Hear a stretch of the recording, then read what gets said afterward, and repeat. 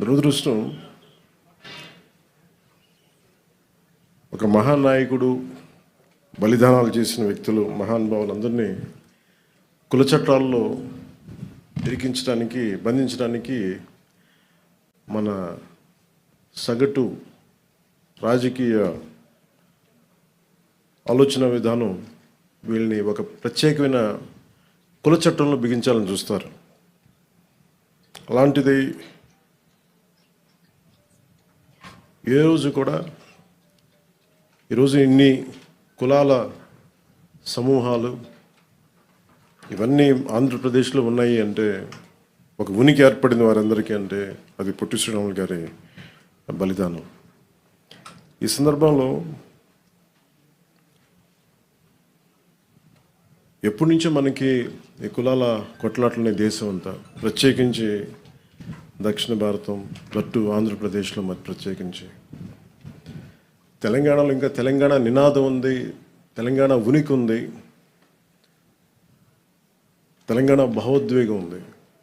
ఆంధ్రప్రదేశ్కి మంచి వచ్చాడో కానీ ఆంధ్ర అనే ఉనికి అయితే లేదు.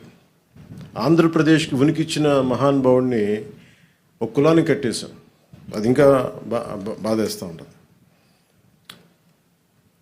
అలాగే కాస్ట్ బేస్డ్ మూమెంట్స్ వచ్చినాయి, సోషల్ మూమెంట్స్ వచ్చినాయి. రామ్ మనోహర్ లోహియా గారు లాంటి కాస్ట్ ఇన్ ఇండియా ఎలా ఉండాలి, ఏం చేయాలి, భవిష్యత్తు ఎలా నిర్మాణం జరగాలి, రాజకీయ నిర్మాణాలు ఎలా జరగాలి, అంబేద్కర్ గారు కోరుకున్న అనలైజేషన్ ఆఫ్ కాస్ట్, కుల నిర్మూలన, ఇవన్నీ జరుగుతాయో లేదో నిజంగా తెలియదు. కానీ వీఆర్ ఆల్ ఇంటర్ డిపెండెంట్, ఒకళ్ళ మీద ఒకళ్ళు ఆధారపడ్డాం. మరి 98 దశకం నుంచి 2004 వరకు కుల దోషణలు ఎక్కువైపోయింది పాలిటిక్స్లో. ఏ స్థాయికి ఎక్కువైపోయినాయి అంటే, దాని పీక్ వైసీపీ వచ్చిన తర్వాత ఇంకా జర్నలిస్ట్లో కూడా కులాలతో తిట్టడం ప్రారంభించేశారు. ఇంకా అది పరాకాష్ట. ఈ స్థాయికి మనందరం దిగజారిపోతే, అంటే ఒక నాయకుడు తప్పు చేస్తే, లేదంటే అంటే ఏ స్థాయికి వెళ్ళిపోయినాయి అంటే ఇవన్నీ లేట్ 98 నుంచి కానీ 2004-05 తర్వాత ఇంకా కుల దూషణలో ఏ స్థాయికి వెళ్ళిపోయినాయి అంటే, ఒక సెన్సిటివ్ ఇష్యూస్లో తోసారు. ఇష్యూస్ని డైవర్ట్ చేయడానికి, ఒక తప్పు జరిగింది ఎవరైనా లేవనెత్తితే ఆ వ్యక్తిని కుల దూషణలతో తిట్టడం, ఏదైనా మాట్లాడితే సెన్సిటివ్గా అయిపోవటం, వీటన్నిటికీ ఎక్కడో మేము చరమాంకం పలకాలనుకున్నాం. ఇది జనసేన మూల సిద్ధాంతంలో ఒకటి కులాల ఐక్యత. అంబేద్కర్ గారు చెప్పినట్టు కుల నిర్మూలన జరుగుద్దో లేదో మాకు తెలియదు, కానీ కులాల ఐక్యత, కులాల ఇంటర్ డిపెండెన్సీ, పరస్పర సహకారం చాలా చాలా అవసరం. ఈ ఒరవడి కనుక కొనసాగితే అడ్మినిస్ట్రేషన్ కూడా చాలా కష్టం అయిపోతుంది. ఒక వ్యక్తి తప్పు చేస్తే ఆ వ్యక్తిని నిందించాలి, కానీ ఎంటైర్ కులాన్ని నిందించే పరిస్థితులు. అసలు వైసీపీ ఏ స్థాయిలో ఉంది అంటే, గతంలో చూస్తే ఒక ఎమ్మెల్సీ హత్య చేసి ఒక దళిత కులానికి చెందిన యువకుడిని హత్య చేస్తే, అది ఏ గొడవలైనా ఎన్ని పక్కన పెడితే,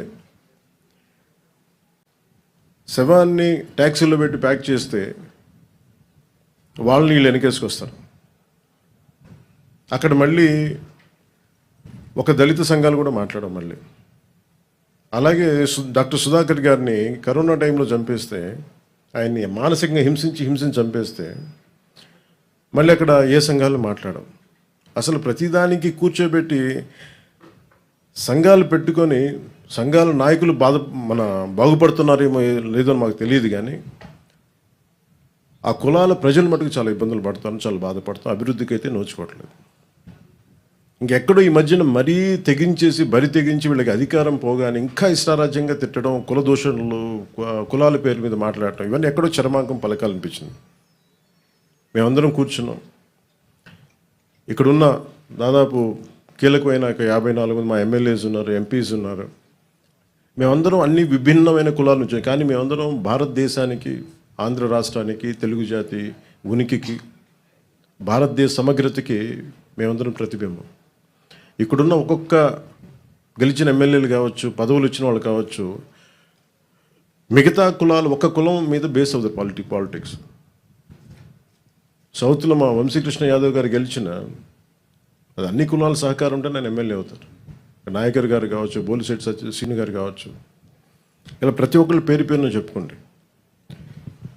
దీనికి ఎక్కడో ఇంకా మేము ఈ ప్రత్యేకించి అధికారంలో లేని వాళ్ళు కావచ్చు, మిగతా అన్ని స్థాయిలో కావచ్చు, ఎక్కడో చోట దీనికి ఒక చర్మాంకం పలకాలి, కొత్త విధానం తీసుకురావాలి. ఆంధ్రప్రదేశ్, తెలంగాణలో దాదాపు 13 లక్షల మంది పట్టుబద్దులై నిరుద్యోగులుగా మిగిలిపోతున్నారు. ఇలాంటి విషయాల మీద పట్టించుకోకుండా, ఇలాంటి విషయాలను పట్టించుకోకుండా, అభివృద్ధికి ఏం చేయాలని ఆలోచన చేయకుండా ఈ కుల దూషణలు, ఇలాంటి విద్వేషాలు, వీటన్నిటికీ ఎక్కడ చర్మాంకం పలకాలి. మా పార్టీ తరపు నుంచి, జనసేన పార్టీ తరపు నుంచి మేము ఆ ఇనిషియేటివ్ మేము తీసుకోవాలి. మేము అందరం సమిష్టిగా నిర్ణయం తీసుకున్నాం. మొన్న 2 days అయింది సార్, మన 3 రోజుల క్రితం మేమందరం అసెంబ్లీ అయ్యాం పార్టీ ఆఫీస్లో.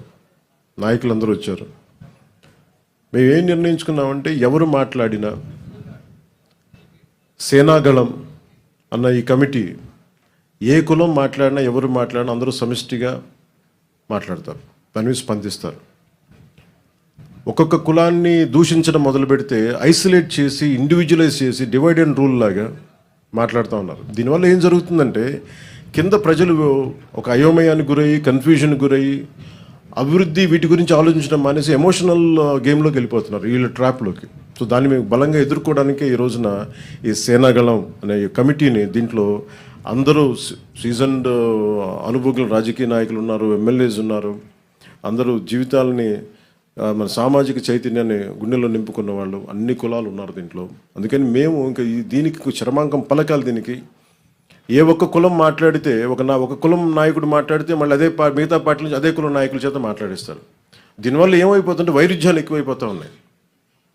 అలాగే కొన్నిసార్లు ఇష్టారాజ్యంగా తిట్టేసి కులాల ముసుగులో దాక్కుంటున్నారు. అది ఒక వల్నరబిలిటీ క్రియేట్ చేస్తున్నారు. ఈరోజు పొట్టి శ్రీరాములు గారి స్ఫూర్తికి, ఆయన ఆంధ్రజాతి ఐక్యతకి, భారతదేశం సమిష్టిగా ఉండాలి, దీని సమగ్రత భంగం కలగకూడదు, దానివల్ల భాషా ప్రయుక్త రాష్ట్రాలు ఏర్పడాలి, వీటన్నిటి నేపథ్యంలో ఆయన బలిదానం జరిగింది. కాబట్టి వారి స్ఫూర్తిగా తీసుకొని ఈ రోజున సేనాగళం అని మా హైపవర్డ్ ఈ కమిటీ, ఇంకా ఎవరు భవిష్యత్తులో ఎవరు కులం గురించి మాట్లాడినా సమిష్టిగా మా నాయకులందరూ దీన్ని, మా పార్టీ స్టాండ్ కానీ వాళ్ళు ఎదుర్కొంటారు. మా అందరికీ తెలియజేస్తున్నాను. Thank you sir. జై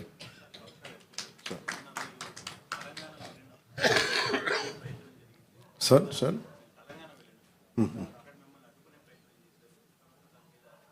యా,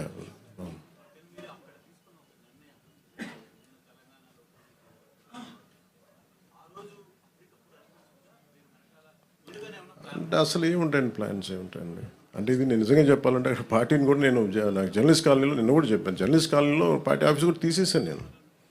కాకపోతే మా జన సైనికులు పోలేదు, మా నాయకులు వదలలేదు నన్ను. వాళ్ళు ఏదో ఒకటి చెప్పమని అంటే, సార్ వాళ్ళకు చాలా నుంచి అడుగుతూ ఉన్నారు. నేను చెప్పాను, నాకు మీరు చేసుకుంటే వెళ్ళమని చెప్పాను. అది ఆర్గానిక్గా ఎదుగుండేదేమో. నేను అసలు ఎలాగైనా పోటీ చేస్తాను. ఈరోజు మీరు చెప్పండి, కొత్తగా నేనేం పోటీ చేయకపోవటాలు ఏం లేదు, మా వాళ్ళు చేస్తూనే ఉన్నారు. అంత ఎసెప్టివ్గా స్టేట్మెంట్ ఇవ్వాల్సి వచ్చింది. అంతేగాని దాన్ని ఏదో కూర్చోమని ప్రీ ప్లాన్డ్గానో ఏం లేదండి. ఎమోషనల్ ఏముంటుందండి పాలిటిక్స్లో? ఒక 2 దశాబ్దాలు తిట్టించుకున్న తర్వాత ఎమోషన్స్ ఏముంటాయి? ఇష్టారాజ్యంగా తిడతా ఉంటే ఇంకా భరించడం అనేది ఒక అలవాటు అయిపోయింది అందరికీ. నాకైతే అలా అలవాటు అయిపోయింది. అంతేగాని దాని ఎమోషన్స్ ఏముండవు. కాకపోతే ఏమవుతుందంటే, సో మీరు ఏ వాదనైనా పెట్టుకున్నాం, ఇబ్బంది లేదు. భారతదేశ సమగ్రతను బలహీనపరిచే ఏ విధానాలైనా సరే మేము చాలా బలంగా ఎదుర్కొంటాం. అది వ్యక్తి చేయనివ్వండి, అంతేగాని కొద్దిమంది వ్యక్తులు చేసేదాన్ని మేము అలాగే